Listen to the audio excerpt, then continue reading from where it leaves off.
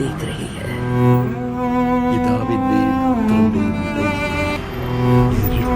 ദൈവത്തിന്റെ സ്വന്തം നാട് എന്ന സഹ്യന് പടിഞ്ഞാറുള്ള ഈ ഇട്ടാവട്ടത്തെ ആദ്യമായി ആ പേരിട്ട് വിളിച്ചത് ഏതോ പരസ്യ കമ്പനിയിലെ കൂലി എഴുത്തുകാരനാണെന്ന് ഞാൻ മനസ്സിലാക്കുന്നു. ഇപ്പോഴീ നാട് വിശ്വസിക്കുന്നു പൗരാണിക കാലം തൊട്ട് ഇതായിരുന്നു ഇതിന്റെ പേരെന്ന്.